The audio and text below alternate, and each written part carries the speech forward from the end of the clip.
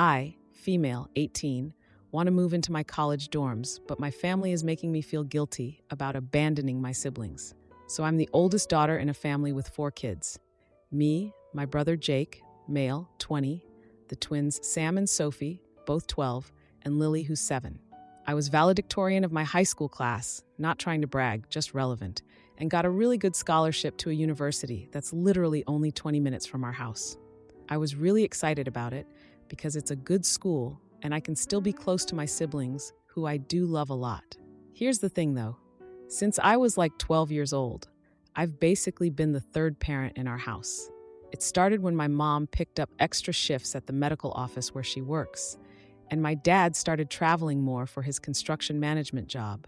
They told me it was just a temporary thing and I needed to step up and help the family for a little while. Well, that little while turned into 6 years of me doing basically everything around the house. I'm the one who makes dinner every night, unless we get takeout, which is rare because money is tight, but somehow there's always money for Dad's bowling league. I help the twins with their homework.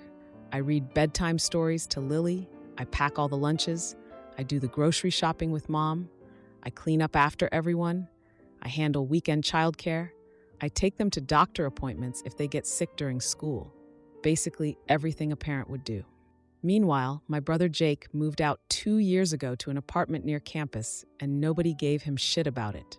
He comes home for Sunday dinners sometimes, and everyone treats him like he's a visiting celebrity while I'm expected to serve the food and clean up afterwards. He never had to do any of the stuff I do, ever. When he lived at home, he just did his own thing, played video games, hung out with friends, whatever. But me, oh no, I have responsibilities to the family. And don't even get me started on my mom's mysterious migraines that always seem to appear whenever there's extra childcare needed. Or how my dad's bowling league is apparently the one sacred thing in the universe that can never ever be canceled, no matter what family stuff is happening. But I'm getting off track. So anyway, I went to this university orientation like 3 months ago and met other students who were talking about moving into dorms. Their biggest worry was doing their own laundry. I realized I could focus on my education and maybe have friends and do normal college stuff too. I didn't tell anyone, not even my best friend Megan, who I barely see anymore anyway because I'm always stuck at home with the kids on weekends, but I secretly applied for campus housing. I figured I'd deal with telling my parents if I actually got accepted. Well, I got the acceptance letter last week, and before I could even figure out how to bring it up, my parents found it while they were looking for tax documents in my desk drawer. Yeah, right. They were obviously snooping through my stuff, which they do all the time. So last night, we're all sitting down for dinner, that I made, obviously, and my mom silently places the opened letter right next to my plate. Dad asked if I was planning on telling them about this. I started stammering something about just exploring my options, and my mom immediately got upset and accused me of abandoning the family after everything they've done for me. My dad started ranting about how nobody values family anymore and how selfish my generation is. Jake just stared at his plate the whole time saying nothing. Thanks for the support, bro. The twins kept exchanging these looks I couldn't interpret, and then Lily burst into tears asking if I didn't love them anymore. I tried to explain that I just want a normal college experience like everyone else gets to have. My mom cut me off, saying there's nothing abnormal about family responsibilities, and this is what families do. Dad went on about how they've sacrificed everything for my education. Every time I tried to suggest a compromise like coming home on weekends, my mom just got more upset until she finally left the table crying with Lily following her. I honestly don't even mind helping out with my siblings. I never have. I love them. But I've had to cancel so many things over the years. I quit band in 9th grade because rehearsals conflicted with when I needed to pick up the twins from school. I've missed birthday parties, school events, everything. I've stayed up until 2 a.m. doing my homework so many times after getting all the kids to bed. It's not like I'm trying to abandon my family. I just want, to be a normal college student for once. The weirdest part is that my grandma, Mom's mom, called me yesterday, and she was actually on my side. She told me that my mom had to do the same kind of stuff when she was growing up, and that's why she should understand why I want something different. I was honestly shocked because Grandma usually takes Mom's side on everything. The housing deposit is due in a week, and I have the money saved up from my part-time job at the library. But I'm so torn about what to do. If I move out, who's going to take care of everything? I know my mom can do it. She did before I was old enough to help, but she's making me feel like I'm the worst person in the world for even considering it. I feel guilty about wanting to leave, but also resentful that it's even an issue. Jake got to leave no problem, but apparently I'm supposed to just be the substitute mom forever. I love my siblings so much, and I don't want them to think I'm abandoning them. But don't I deserve a life too? Edit. Wow, this blew up. To answer some common questions. 1. Yes, I've tried talking to my parents about the unfair division of labor before. It usually ends with them saying, "That's just how families work," or "Jake has different responsibilities," which are 2. A lot of people are asking why Jake doesn't help more. I honestly don't know. I think my parents just never expected him to. He's always been allowed to just do his own thing. Some people asked what Jake thinks about all this. He basically stays out of family drama completely.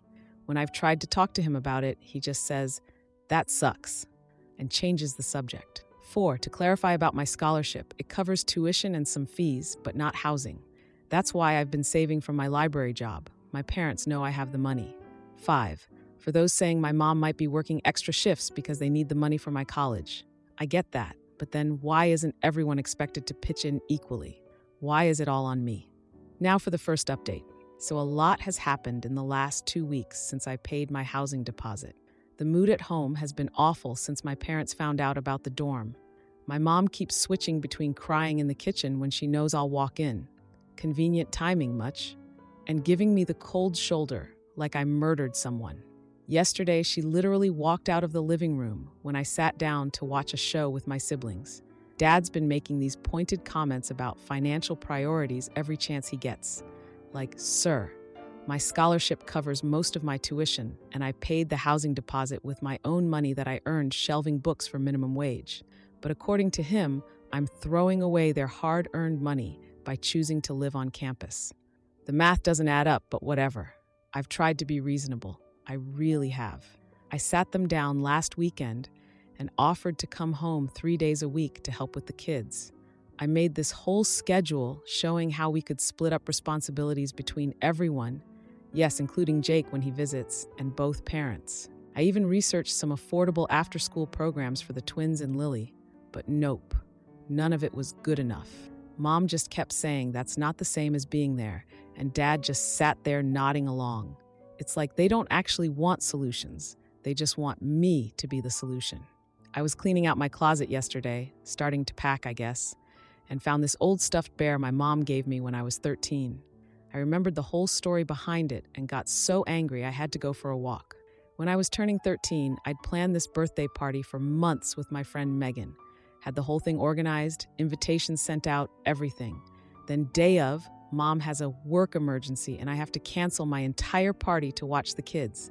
I was devastated, crying for days. A week later, Mom gives me this bear as an "I'm sorry" gift. And you know what? Looking back, this was a pattern. Sudden emergencies that only I could solve, then some small gift to make up for it. How did I not see this before? Jake has been completely MIA lately. He used to at least show up for Sunday dinners, but now he's always got some study group or project meeting. I texted him asking if he was coming this weekend, and he just said, "Can't make it, swamped with school stuff." Must be nice to just opt out whenever you want. But of course, then I feel guilty for being mad at him when it's really my parents' fault. The thing that really got to me this week was finding out what my parents have been telling my siblings. I was helping Sophie with her math homework when she got really quiet. When I asked what was wrong, she asked if my new university friends were better than family. I was shocked. She told me that Mom and Dad said, "I think my new university friends are more important than family, and that's why I'm leaving." I explained to Sophie that wasn't true at all, that I just wanted to have a normal college experience. She got really quiet again and then told me she was scared about me leaving and that she didn't want to be the replacement Eliza. I promised I'd visit all the time, but she asked how I could stop it if I wasn't there. I had no answer. Sam's been acting out at school too. Got detention twice this week for talking back to teachers. When the school called, my mom acted all concerned on the phone, But the second she hung up, she blamed me, saying my decision was ruining the family and he never behaved this way before. And Lily, oh my freaking God, Lily has become so clingy it's breaking my heart. She had a full meltdown yesterday when I left for my afternoon class. Mom had to pull her off me while giving me this, "See what you're doing." Look, I finally went to the University Counseling Center on Tuesday. The counselor was really nice but super careful with her words. She kept saying my home situation sounded imbalanced and asking questions about distribution of responsibility. Last night I found all my old journals from middle school and high school. I stayed up until 3 a.m. reading through them and got so mad.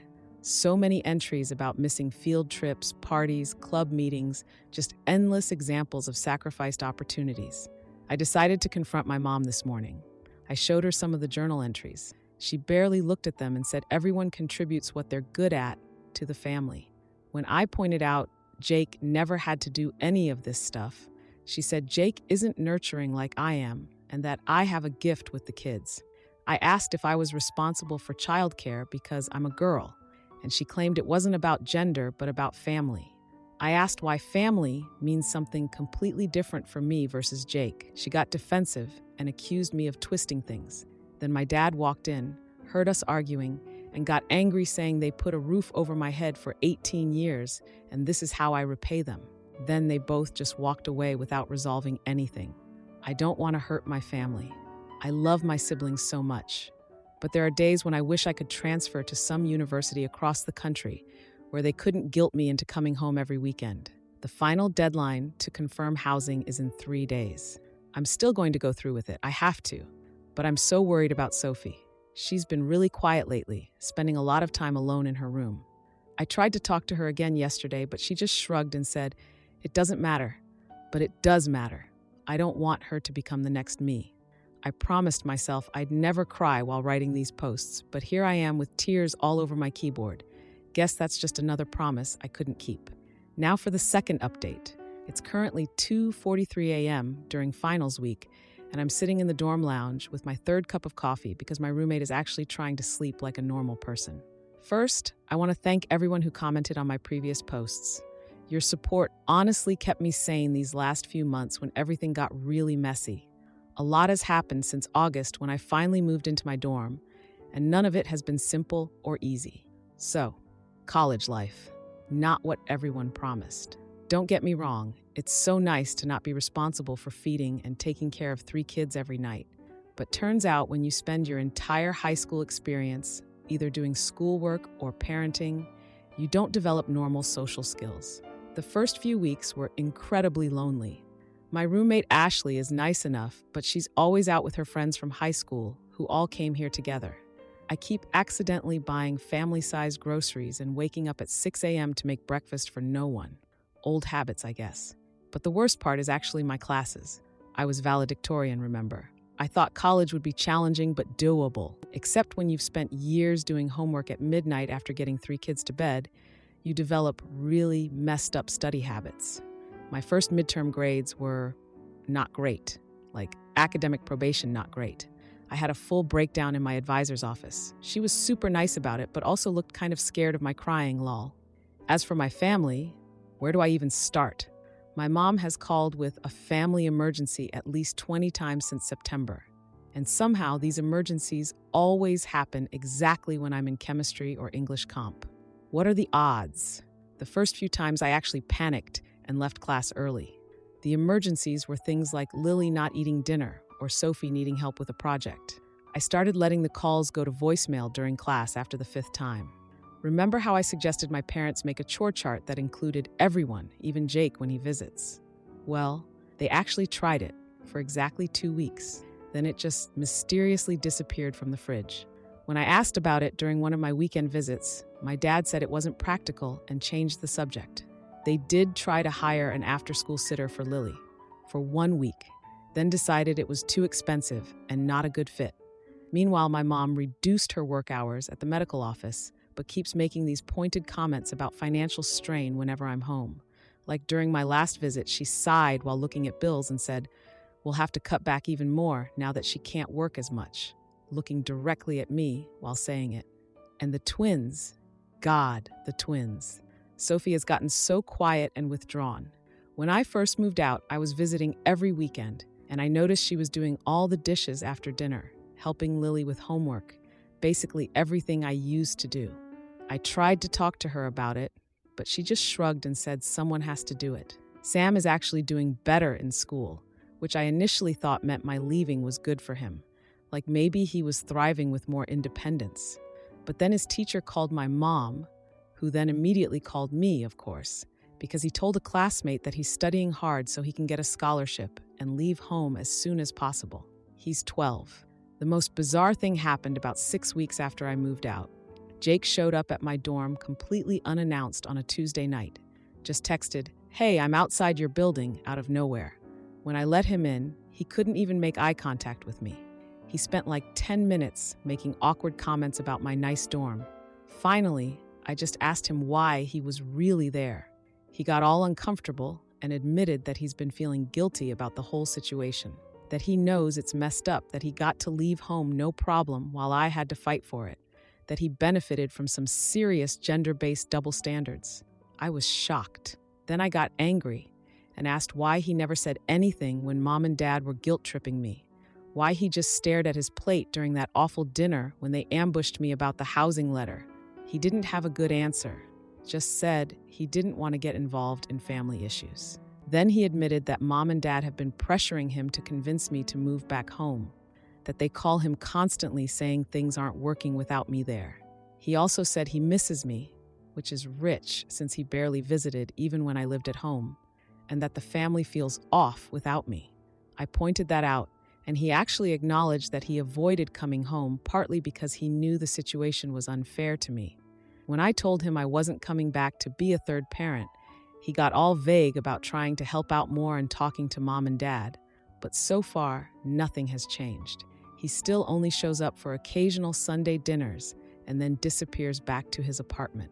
By October, I cut back my visits to every other weekend. It was honestly too draining to keep going home so often.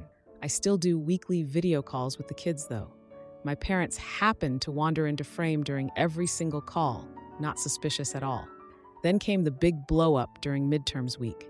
I had a gap between exams and decided to surprise the kids by coming home on a Wednesday. I figured I could help with homework, maybe make dinner, just generally be a good big sister without being a third parent. I walked in to find Sophie alone cooking dinner with Lily playing by herself in the living room. No adults anywhere. Sophie looked both relieved and embarrassed when she saw me. When I asked where Mom and Dad were, Sophie said Mom was working late and Dad wasn't home from work yet. Then she let slip that she'd been skipping her after-school art club to come home early and watch Lily. For weeks. I was furious. I called both my parents and left angry voicemails. My mom arrived home about 20 minutes later, looking all flustered and defensive. She claimed it was just for an hour and that Sophie is very responsible for her age. Where have I heard that before? Then my dad got home and immediately got defensive before I could even say anything. The whole thing escalated into a massive argument where I accused them of just replacing me with Sophie. That's when my dad revealed he's been working double shifts to make up for Mom cutting back her hours. Mom actually broke down crying, which completely threw me off. She started saying she resents that I get opportunities she never had, while in the same breath saying I owe the family my help because that's just what families do. I pointed out the contradiction, and they both just got more defensive. We were all shouting when suddenly Sophie screamed for everyone to stop fighting. She had clearly heard everything. I told my parents right then that I wasn't going to enable this situation anymore. And I left. Lily was crying, begging me not to go, but I couldn't stay. After that night, I started declining their crisis calls during classes and limited my visits even more. I felt guilty, but also relieved, like I could finally focus on actually being a student. The school counselor noticed changes in the twins' behavior and requested a family meeting. Having an outside authority figure finally forced my parents to address the childcare issues. They didn't have a choice when someone official was involved. During Thanksgiving break, I was cleaning up after dinner while everyone else watched TV in the living room. I overheard Sophie telling her friend on the phone that she's definitely getting scholarships and moving away for college, and that she won't make the same mistakes her sister did. I stopped what I was doing. My mom was sitting close enough to hear too, and her face looked tight. We made eye contact, but neither of us said anything. Later that night, I found college brochures hidden under Sophie's notebooks. She's 12. Before I left to go back to my dorm, I slipped a note inside one that just said, "You can do it. I'll help you."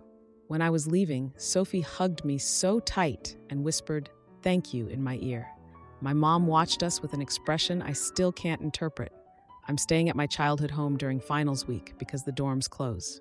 My room is already half converted to storage, with boxes of Christmas decorations and old photo albums. I don't think they're doing it to be mean. I think they just moved on. It's weird feeling like a guest in the place you grew up, but my dorm room feels more like home now. Final update before I try to sleep. Thank you all for the support and advice these past months. I know I made some people mad in my last post when I defended my parents, but I've come to realize that you can love your family while still acknowledging they treated you unfairly. I'm still figuring out the balance between being a good sister and protecting myself, but for the first time in years, my future feels like it belongs to me.